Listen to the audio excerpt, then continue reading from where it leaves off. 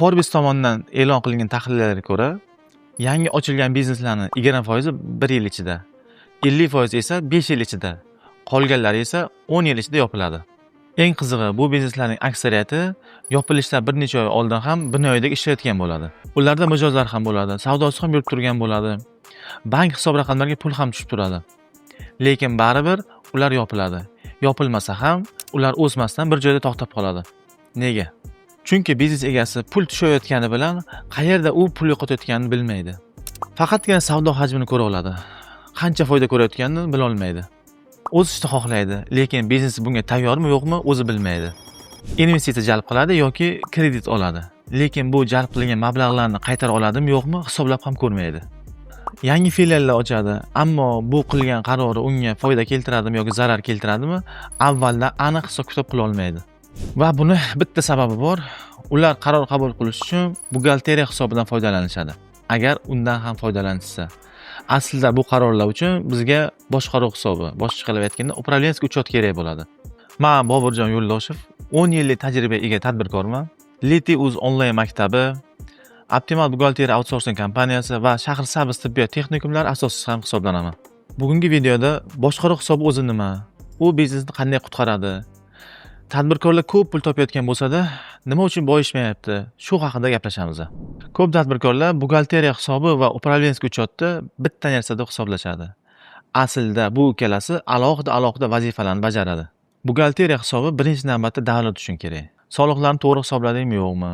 Hisobotlarni topshirdikmi yo'qmi? Qonunchilikka rioya qildikmi yo'qmi savollarga javob beradi. Ammo biznes egasi uchun kerakli savollarga javob bera olmaydi. Masalan, qaysi produktdan u eng ko'p foyda olyapti? Produktning marjasi qancha? Qaysi filiali zararda yoki qaysi filiali foydada? Biznesda rentabillik qancha o'zi? Qaysi mijoz bilan ishlasa bo'ladi, qaysi mijoz bilan ishlab bo'lmaydi? Mijozlardan kelayotgan foyda qancha? Qaysi xarajat foydani asosiy qismini olib ketyapti? Bu kabi savollarga buxgalteriya hisobi javob bera olmaydi. Bu savollarga upravlenskiy uchot javob beradi. Keling oddiy misol bilan ko'ramiz. Faraz qiling, biznesingizning oylik aylanmasi 500 million so'm. Ko'pchilik shu raqamni o'zini ko'rib, biznes yaxshi ketyapti deb o'ylaydi. Lekin shu 500 millionning ichidan qancha foyda qoldi? 50 millionmi, 20 millionmi, 10 millionmi yoki umuman zarar bo'ldimi? Aylanma savdo katta bo'lishi yoki savdoning o'sishi bu biznes har doim ham zo'r bo'libdi degani emas. Aylanma va foyda ikkalasi ikki xil tushuncha. Agar sizda boshqaruv hisobi bo'lmasa, siz bu ikki farqni aniq farqlay olmaysiz. Ko'plab tadbirkorlar biznesni hissiyot bilan boshqarishadi. Aslida biznes hissiyot bilan emas, raqamlar bilan boshqariladi. Tasavvur qiling, siz mashina haydayapsiz. Old oynangiz yopiq. Siz faqat orqa oynaga qarab harakatlanyapsiz. Bu qanchalik xavfli bo'lsa, faqat buxgalteriya ma'lumotlari bilan biznes boshqarish ham shunchalik xavfli. Chunki siz orqada bo'lib o'tib ketgan narsalarni ko'rasiz. Oldinda nima kutayotganini ko'ra olmaysiz. Upravlenskiy uchot esa sizga old oyna vazifasini bajarib, oldindagi yo'lni ko'rsatadi. Upravlenskiy uchot quyidagi savollarga javob beradi. Sizning biznesingiz o'zi qayerda turibdi? U foydadami yoki zarardami? Sizni qaysi xarajatingizni optimallashtirib foydani oshirish mumkin? Yangi filial ochish hozir kerakmi yoki yo'qmi? Siz investitsiya yo qarz olganingizda uni qancha vaqtda qaytara olasiz? O'zi shu biznes model bilan masshtablashsa bo'ladimi yo'qmi? Qaysi yo'nalishga sarmoya kiritsangiz eng katta foydani olasiz? Bu savollarning javobi hissiyot bilan emas, raqamlar bilan topiladi. Va aynan shu kabi savollarga javob topish uchun ham bizga upravlenskiy uchot kerak bo'ladi. Shuning uchun dunyodagi kuchli kompaniyalar birinchi navbatda raqamlarni boshqarishadi. Ular tezroq o'sishadi, kamroq xato qilishadi va inqirozdan qutulib qolishadi. Boshqaruv hisobi bu murakkab dastur yoki yuzlab qiyin jadvallar emas. Bu asosiy 3 ta hisobotga tayanadi. Birinchi hisobot bu cash flow. Bu hisobotning vazifasi bugun biznesingizga qancha pul kirdi va qancha pul chiqib ketdi. Shu savolga javob berish. U sizni kassiy razrif degan balodan qutqarib qoladi. Ya'ni sizga qachon pul yetishmasligini avvaldan aytib bera oladi. Tasavvur qiling, siz 1 milliard so'mlik shartnoma imzoladingiz va bu shartnoma bo'yicha xizmat amalga oshirildi. Lekin shartnoma bandida sizga mijoz 90 kundan keyin pulni to'lab berish kerak. Lekin siz bugun xizmat ko'rsatganingiz uchun xodimlaringizga bugun pul to'lashingiz kerak. Ijara va boshqa xarajatlarni bugun amalga oshirish kerak. Hisobot bo'yicha siz milliard so'mlik savdo qilgansiz, lekin amalda kassa bo'm-bo'sh. Cash flow sizga aynan mana shu xavfni oldini olish uchun yordam beradi.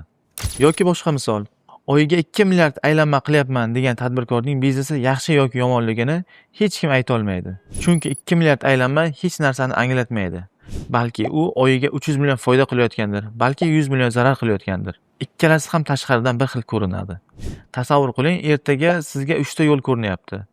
Birinchisi yangi filial ochish, ikkinchisi yangi uskunalar olish, uchinchisi marketing budjetini 2 barobar oshirish. Qaysi biri to'g'ri? His qilib tanlaysizmi? Yo'q, shu yerda cash flow hisobotini ko'rish to'g'ri qarorga olib keladi. Upravlenskiy uchotning ikkinchi hisoboti bu P&L, foyda va zarar hisoboti. Bu eng muhim hisobotlardan biri.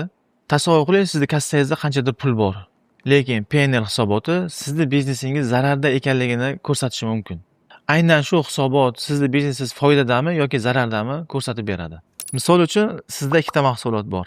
Birinchisi oyiga 1000 dona sotiladi, ikkinchisi esa atiga 100 dona. Bu holatda birinchi mahsulot biznesning lokomotivi deb o'ylashadi. Lekin P&L hisobotini ochsangiz, ikkinchi mahsulot kompaniya foydasini 60% olib kelayotgan bo'ladi. Birinchi mahsulot esa aslida ombor, logistika va reklama xarajatlarini yeb yuborayotgan bo'ladi. Upravlenskiy uchotdagi uchinchi hisobot bu balans hisoboti. Bu kompaniyani pasporti desa ham bo'ladi. Sizning kompaniyangizda qancha aktiv bor, qancha passiv bor, kassada qancha pul bor, qancha moddiy aktivliklar bor, qancha nomoddiy aktivliklar bor, o'zi biznes kompaniya egasining puliga qurilganmi yo qarzga qurilganmi kabi savollarga javob beradi. Muvaffaqiyatli tadbirkorlar bu hisobotlarni shunchaki hisobot sifatida o'tkazib yubormaydi. Har bitta hisobotni ichiga detallarigacha kirib o'rganishadi. Bu hisobotlar orqali mahsulotlarini, mijozlarini, filiallarini va yo'nalishlarini to'liq tahlil qilishadi. Shuning uchun ular tezroq va to'g'riroq qaror qabul qilishadi. O'zi aslida biznesda tez va to'g'ri qaror qabul qilgan inson yutmaydimi? Tasavvur qiling, siz biznesingizga investordan qo'shimcha pul jalb qilmoqchisiz yoki biznesingizni sotmoqchisiz. Bu ikki holatda ham investor va biznes sotib olayotgan inson ham sizga bir xil savollar beradi. O'zi biznes qancha foyda ko'radi? Biznesning balansida qanaqa aktivlar va passivlar bor? Kassiv razrif holatlari qanaqa? Har qancha vaqtda kassiv razrifga uchraydi? Kabi savollarni beradi. Agar bu savollarga sizga javob yo'q bo'lsa, demak, investor ham pul tikmaydi, biznesingizni ham sota olmaysiz. Keling, bularning hammasini bitta biznes misolida ko'rib chiqamiz. Farid Toshkentda 3 yillik import savdo biznesining egasi. Oylik aylanmasi 800 million so'm. Xodimlari 12 ta. Hamma narsa yaxshi yurib turibdi. Lekin har oyning oxirida u bir xil savolga qaytadi. Negadir hisobda pul qolmayapti. Biz u bilan cash flow, ya'ni pul oqimi hisobotini tuzishni boshladik. Birinchi oy 3-haftadayoq bir narsa ko'rindiki, uning eng yirik mijozi oylik 200 millionlik buyurtmachi. Pulni har doim 60-75 kun kechikib to'lar ekan. Ammo Farid o'sha mijozga tovarni o'z mablag'i bilan berib yuboradi. Har oy uzluksiz. Ya'ni u har oy 200 million so'mlik kreditsiz kredit beradi. Xuddi bank sifatida. Buni o'zi bilmasdan qiladi. Keyin P&L foyda va zarar hisobotini ochib qaradik. Yana bir narsa chiqdi. Uning eng ko'p sotiladigan mahsuloti logistika, bojxona va saqlash xarajatlari hisobiga olinganda atigi 4% foyda keltirar ekan. Lekin eng kam sotiladigan mahsulot 31%. U yillar davomida noto'g'ri mahsulotni lokomotiv deb shu mahsulotga reklama, vaqt va energiya sarflagan edi. 3 oyda u ikkita qaror qabul qildi. O'sha yirik mijoz bilan to'lov shartini o'zgartirdi. Kam sotiladigan lekin foydali mahsulotga e'tiborni kuchaytirdi. Aylanma deyarli o'zgarmadi, lekin sof foyda 2 barobarga oshdi. Raqamlarni ko'rish boshlandi va shuni ortidan natija o'zgardi.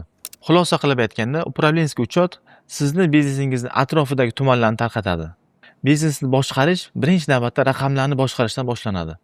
Sizda hozir qandaydir raqamlar bor bo'lishi mumkin, lekin asosiy masala raqamlar bor yo'qligida emas. Asosiy masala qaror qabul qilish uchun kerakli bo'ladigan raqamlar bor yo'qligida.